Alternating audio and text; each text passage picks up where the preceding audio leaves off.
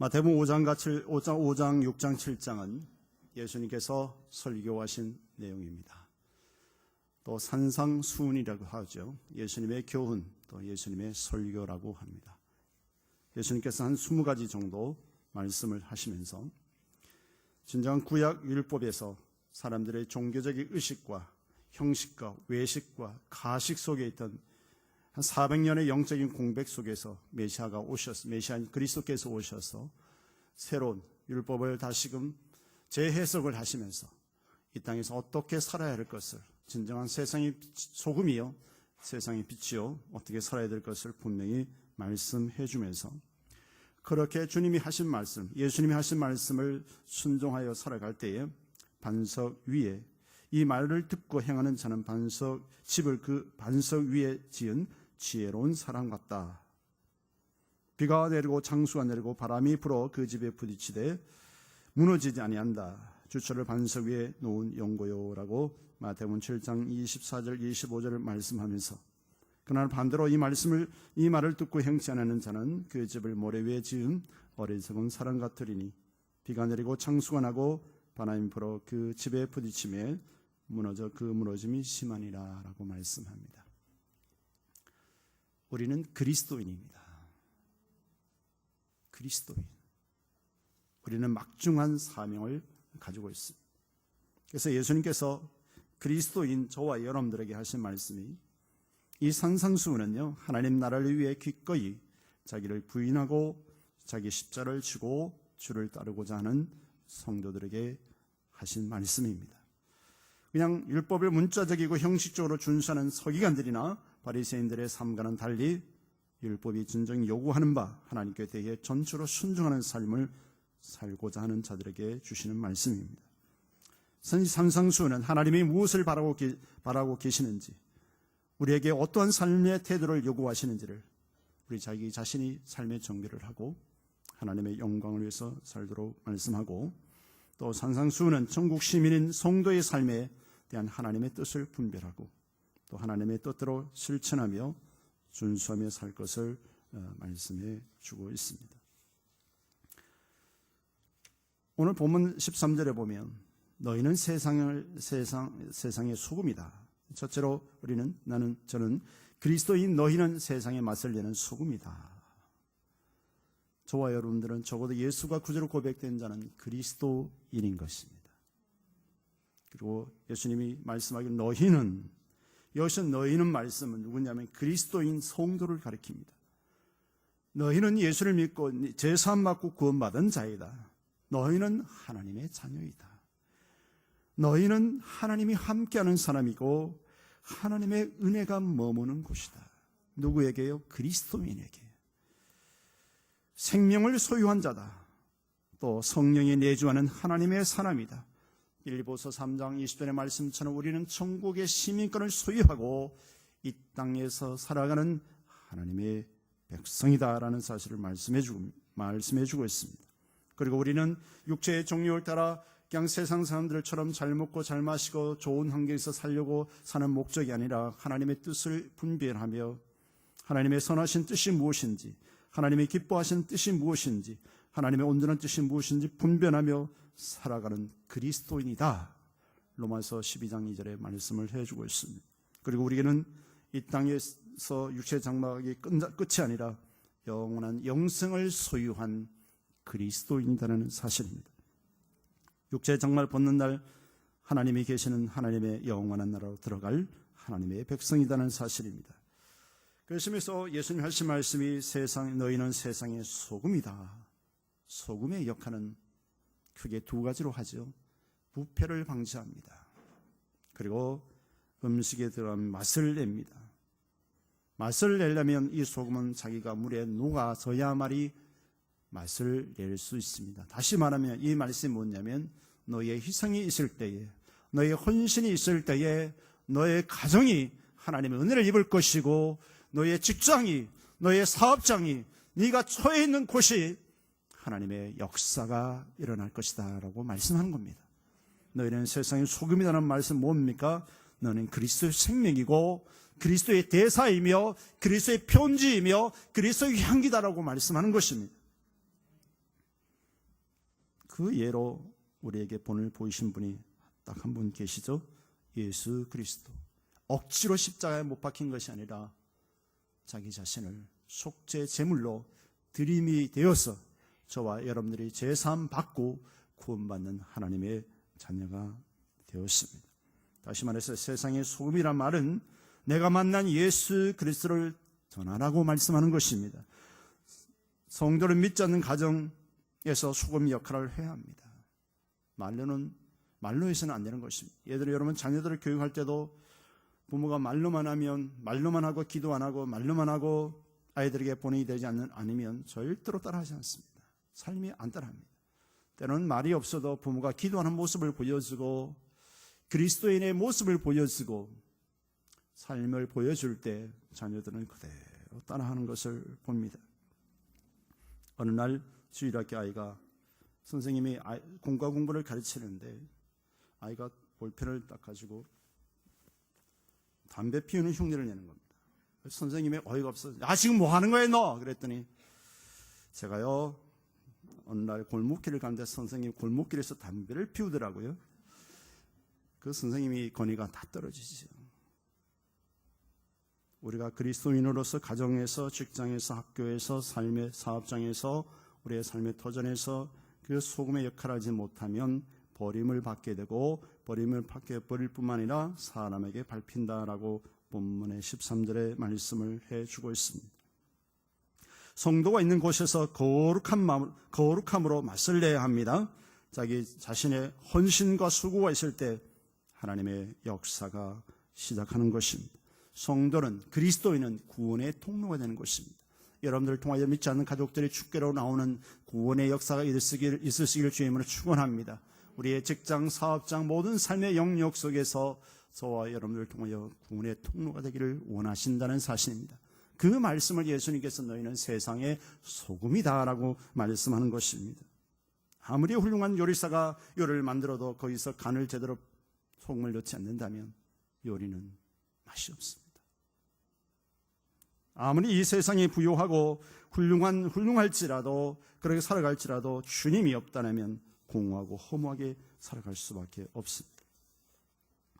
우리 원로 목사님이 결혼하기 전에 아주 사모하는 짝사랑했던 여인이 있다 그랬어요. 그 여인이 누군지 아십니까? 세계 남성의 우상처럼 군림했던 미국의 여배우 마릴린 먼로라 그랬어요.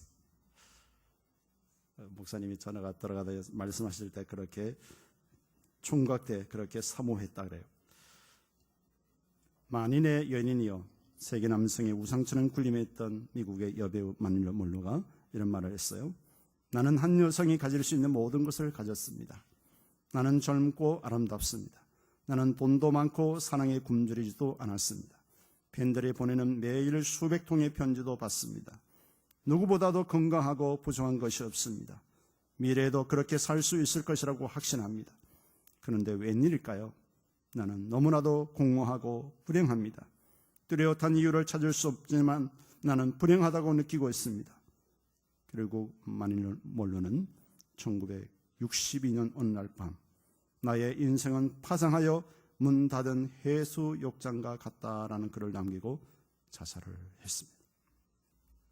하나님 없는 인생은 세상 모든 것을 가지고 누려도 명예를 부귀영화를 누려도 공허할 수밖에 없습니다. 왜? 하나님은 하나님의 형상대로 사람을 창조했고 존귀한 존재이기 때문에 이 세상 어떤 것으로도 채울 수 없습니다. 오직 하나님만이, 하나님 은혜만이, 하나님의 은총만이 그를 만족해 하고 행복하게 하는 것입니다. 아무래도 이 마릴린 먼로가 교회는 다녔는지 안 다녔는지 모르겠지만 진정한 그가 그리스도인이었다면 이러한 극단의 선택을 하지 않았을 것입니다.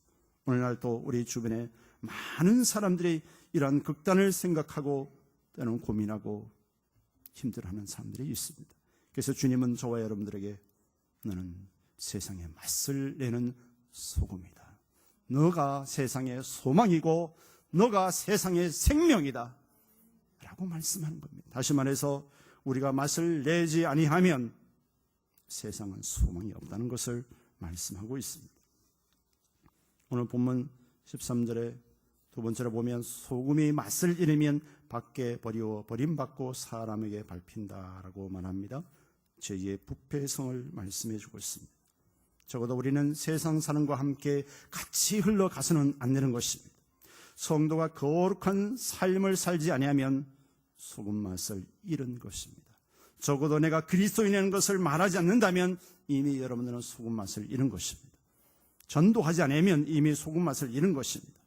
자기 자신의 희생이 없다면, 자기 자신의 헌신이 없다면 이미 소금 맛을 잃은 것입니다. 여기서 예수님이 소금을 말씀하시는데요, 팔레스타인 지역의 산속에 땅에서 소금을 캡니다. 우리는 바다에 가서 소금을 거두는 그런 생각 갖고 있는데, 지각 변화로 인해서 지금도 산에서 소금을 캐는 지역, 그런 나라가 있지 않습니까? 당시에 땅에서 소금을 캐면 흙이 많이 섞여 있어서 많은 것을 버립니다. 짜지 않는 것은, 맛을 잃는 그 흙들은 길가에 버려지고 그 버려진 흙들이 사람들에게 밟히는 것입니다. 실제로 우리가 그리스도인으로서 살지 못하면 여러분 사람들에게 밟힐 뿐만 아니라 하나님께도 버림을 받습니다. 창세기 18장에 보면 아브라함이 소돔 땅을 위해서 기도하지요. 주의 천사가 와서 이 땅을 불로 심판하겠다라고 합니다. 그곳에 누가 있습니까? 아브라함의 조카 룻이 있습니다. 그 땅을 위해서 아브라함이 하나님께 간청하죠. 하나님, 저 땅 용서해 주시면 안 되겠습니까? 의인 50명 있으면 저 땅을 용서할 수 없습니까, 하나님? 그래, 이 기도대로 50명 있으면 내가 소돔을 멸망시키지 않을게. 그런데 50명이 없어요. 당시에 소돔 땅은 적어도 10몇만의 인구가 살았다고 학자들은 그렇게 기록하고 있어요. 자신이 없습니다. 그래서 하나님 5명만 더 줄여서 45명만 있으면 이 땅, 이 소돔 땅을 멸하지 않으시겠습니까? 용서해 주시겠습니까? 그래, 45명 있어도 해줄게. 더 불안합니다. 자신 없어요. 하나님 40명, 하나님 30명, 하나님 20명, 하나님 다시 한번 내가 기도하는 용서하시고 10명만 있어도 이 땅을 용서하시겠습니까? 10명이 없어서 소돔이 불바다가 됐잖아요. 이것은 뭔 말입니까? 그 땅이 하나님을 안 믿었습니까? 하나님 믿었는데 얼마나 타락했는지. 지금에 말하면 동성애가 만연하고 낯선 남자가 온다면 그날은 행제 만난 날이요. 동성애자들은 천사들 또 보말라 하다 그들이 아주 눈이 멀고 혼비백산되고 하나님이 죄악이 가득한 그 소돔 땅을 심판하지 않습니까? 우리 그리스도인이 세상 속에서 빛을, 소금의 맛을 내지 않으면 부패하고 썩을 수밖에 없다라는 사실입니다. 하나님이 우리들에게 주어진 은사들, 달란트, 재물, 다양한 은사들을 가지고 나만을 위해서 사는 것이 아니라 하나님이 나에게 주어진 은사들을 가지고 어떻게 하면 내가 세상의 소금이 될까? 어떻게 하면 빛이 될까? 막중한 사명을 가지고 있다는 것입니다. 내가 바로 서지 않으면 내 가정이 부패하고 내 직장, 내가 처한 교회, 내가 처해 있는 환경이 부패할 수밖에 없다는 것을 말씀합니다. 반대로 우리가 주의 말씀대로 이 소금 역할을 하면 많은 사람들을 살리고 위로하고 많은 사람들을 세워주지요. 사도행전 9장 36절에서 42절에 보면 욥바에 다비다라는 여제자가 있었다 그랬어요. 그는 선행과 구제하는 일이 심히 많았다 그랬어요. 그런데 이 선행과 구제를 심히 많이 했던 다비다가 병이 들어 죽었습니다. 많은 사람들이 너무 안타까워합니다. 저렇게 선행과 구제하는 사람이 죽다니 다들 안타까워 있는 그때에 베드로 사도가 그 주변에 있는 것을 알게 됩니다. 사람들을 보내서 이 사람을 살려달라고, 기도해서 살려달라고 예언을 합니다.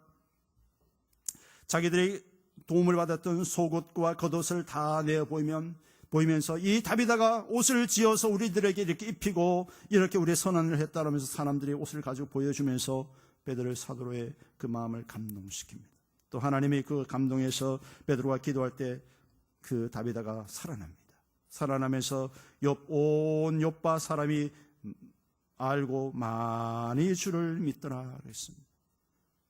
다비다의 선행과 그 믿음의 그 소금 역할을 함으로 인해서 많은 사람들이 위로를 주고 다시금 죽어서 다시 살아남으로 인하여서 많은 욥과 사람들이 예수를 믿었다라고 기록을 하고 있습니다. 만약에 그가 욕심이나 부르고 어려운 사람이 죽든지 말든지 자기 욕심만 부리고 살았다면 아유 그 예편네 잘 죽었다. 맨날 욕심 부리고 맨날 짠순이처럼 그러더니 잘 죽었다. 여러분은 어디에 속한 사람입니까? 세 번째로 너희는 세상의 빛이다라고 오늘 예수님이 14절에 말씀하십니다. 너희는 세상의 빛이라. 산 위에 있는 동네가 숨겨지 못할 것이 사람의 등불을 켜서 말 아래 두지 아니하고 등경 위에 두나니 이러므로 집안 모든 사람에게 빛이 느니라. 이 말은요, 쉽게 풀이하면 그리스도의 빛을 받은, 예수님이 요한복음 8장 12절에 하는 세상의 빛이다 말씀하셨잖아요. 그 빛을 받아 우리는 빛의 반사체잖아요. 생명을 받은 저와 여러분도 세상의 빛을 발해야 되는데 예수 믿는 것을 꽁꽁 숨기고 돌아다녀요. 그 중에서 왜 그럴까? 때로는 믿음이 약해서 숨기는 사람도 있는 반면에 내가 세상 사람하고 적당히 살려고 하기 때문에 내가 예수 믿는 것을 꽁꽁 숨기는 사람이 있어요. 내가 그리스도인이라 말하면 적당하게 술도 못 마시고 적당하게 끊지도 못한 담배도 못 피우고 그러게 되니까 욕먹으니까 꽁꽁 숨기는 사람이 있어요. 그걸 갖다가 등불을 켜서 말을 덮어놓으면 빛이 밖으로 나가지 못하지 않느냐 이 말이에요. 그러니까 예수 믿으며 생명 얻은 자가 내 안에만 가만히 있고 세상 속에 나서 예수 믿으라 말 한마디도 못하고 식사 자리에 가서 주님 앞에 기도도 못하고 그냥 적당히 얼버무리고 속으로 기도하고 밥 먹는 사람들. 그래야지 세상이 변화되겠습니까? 내 자신부터 변화되지 않는데 무슨 남을 변화시키고 세상을 변화시킬 수 있겠습니까? 여기서는 그런 차원의 그리스도인이 아니라 적어도 예수의 생명을 입고 그리스도의 복음을 전하는 진정한 그리스도인에게 주님이 말씀하시는 것이죠. 만일 로몰로처럼 이 땅에서 부귀영화를 누리고 명예와 돈과 아름다움이 있지만 젊음이 있지만 이 땅에 태어나서 왜 사는지도 알지 못하는 자들에게 무엇을 위해 살아야 하는지 인간이 사는 궁극적인 목적을 모르고 살아가는 자에게 자기가 어떤 존재인지 죄짓고 살다가 죽으면 어디를 가는지 육체의 장관을 벗는 후 천국과 지옥에 있는지 없는지 모르는 자에게 이 영적인 무지하는 자들에게 이것은 빛이라는 것은 너희는 세상의 빛이다 이랬는데 영적으로 암흑과 같고 영적으로 무지로 인한 죄 가운데 있는 자들에게 빛을 비춰라 라고 말씀하는 것은 그들에게 인생을 가르쳐주고 구원을 가르쳐주고 죄사함을 가르쳐주고 하나님이 주인이심을 가르쳐주고 예수 그리스도가 이 땅에 구세주로 오신 것을 비춰줄 것을 주님이 우리들에게 사명감을 주셨다는 사실입니다. 여러분, 주위의 사람들을 우리에게 붙인 이유는 왜 붙여줬을까요? 사업을 하면 그냥 돈만 벌려고 사람을 보내주셨을까요? 그렇지 않습니다. 우리가 처해 있는 곳에 그리스도를 증거하지 않는다면 내가 당당히 우리 교회 성도요, 우리 교회 권사요, 집사요, 우리 교회 성도라고 당당하게 내가 그리스도인이라고 당당하지 못한다면 여러분들은 빛이 이미 말 아래 빛을 불을 켜놓고 덮어놓은 사람이 똑같습니다. 입술을 열어서 나는 당당히 그리스도인이라는 것을 그리고 이번 주일에 함께 교회 가십시다.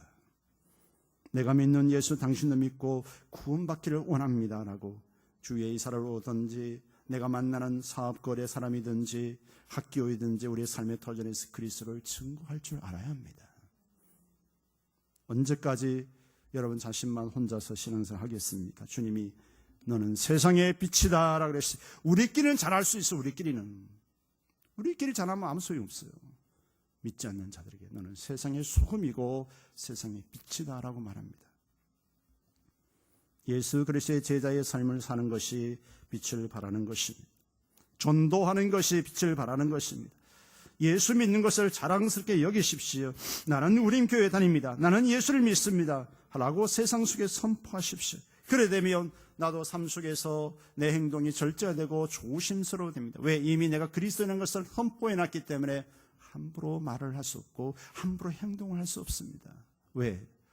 세상 사람들은 예수를 몰라도 하나님 말씀을 몰라도 교회에 다닌다는 사람들은 거룩하다는 것을 어느 누구도 아는 것입니다. 예배 한 번 안 드려도 그 사람은 아는 겁니다. 왜?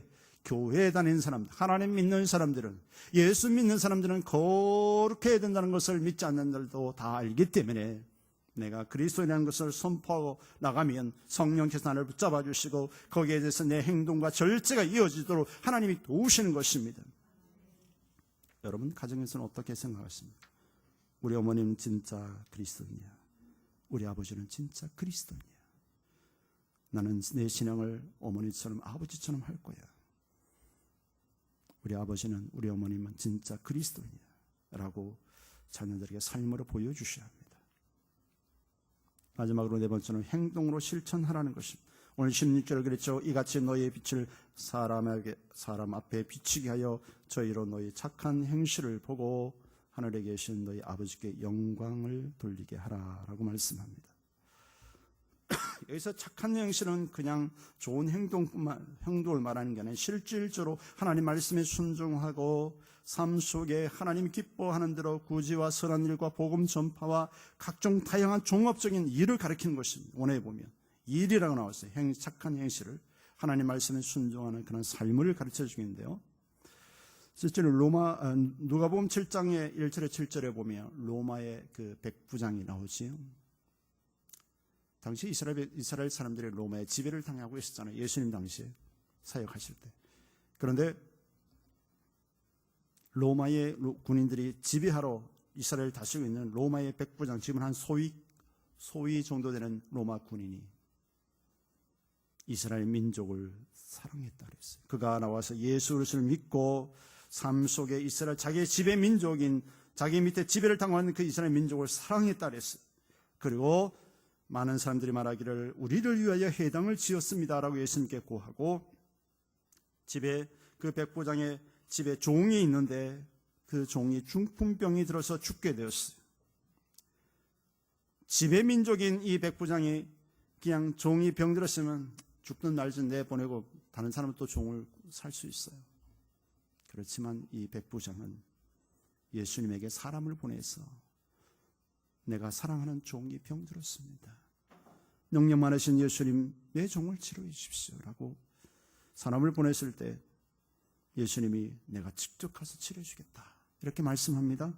그럴 때 이 백부장이 하는 말이 주님, 예수님 우리 집에 오기는 우리 감당치 못합니다. 그냥 말씀만 하시면 내 하인이 나을 줄 믿습니다. 내가 말하면 내 하인들이 내 부하들이 명령을 따르듯이 주님의 권세 메시아이신 당신이 말씀만 하면 내 병든 종이 깨끗이 나음을 받을 수 있습니다 라고 합니다. 그랬더니 주님이 칭찬하죠. 이스라엘 중에도 이만한 믿음을 보지 못했다라고 칭찬합니다. 로마의 백부장인 참으로 하늘을 찌릿한 그런 로마의 군인, 그가 예수를 만나자 온순한 그리스도인을 바뀌었고 지배민족인 이스라엘 민족을 사랑하고 또 지금으로 말하면 교회를 지어서 헌납했다. 군인이 돈이 많습니까 여러분? 아버지에게 물려받은 재산이 있으면 몰라도 그렇지 않으면 군인들 돈이 얼마 월급도 되지 않습니다. 그런 사람이 회당을 지어서 바쳤다.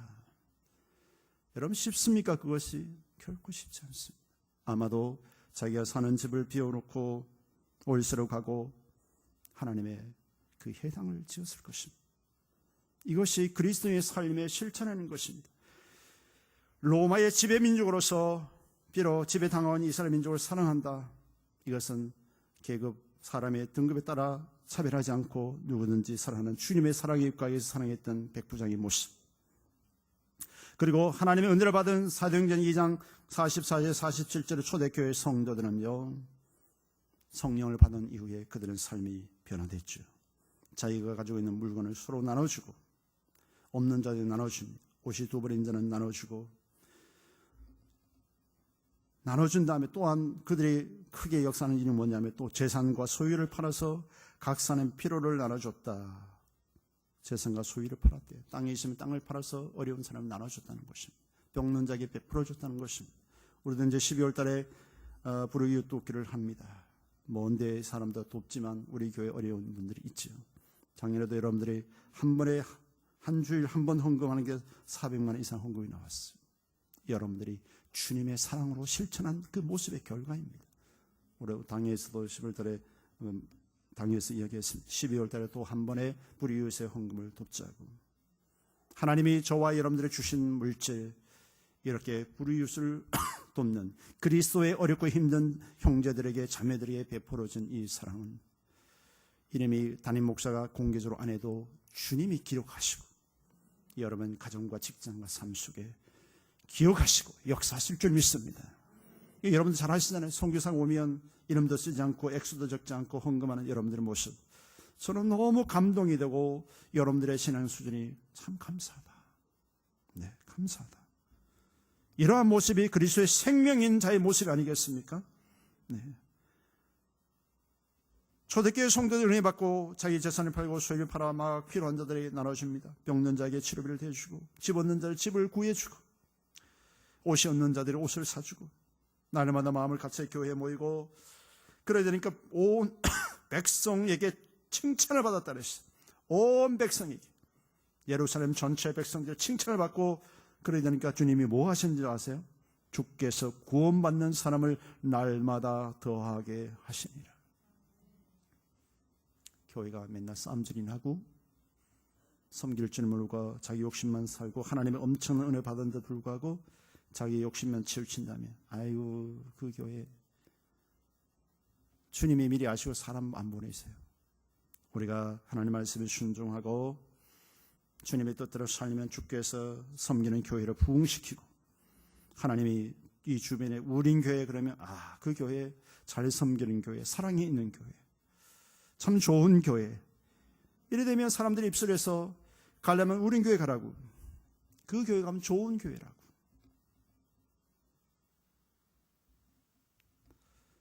교회 갔더니 교회 사람들이 인사도 안 하고 동물원에 동물처럼 쳐다보기만 하고, 그렇게 하면 아이고 그 교회 갔더니 사람들이면 냉정하고 말이지 친절도 안 하고 이러면, 이렇게 소문나면 교회가 안 되죠. 여러분, 오늘 주님이 하신 말씀 기억하십시다.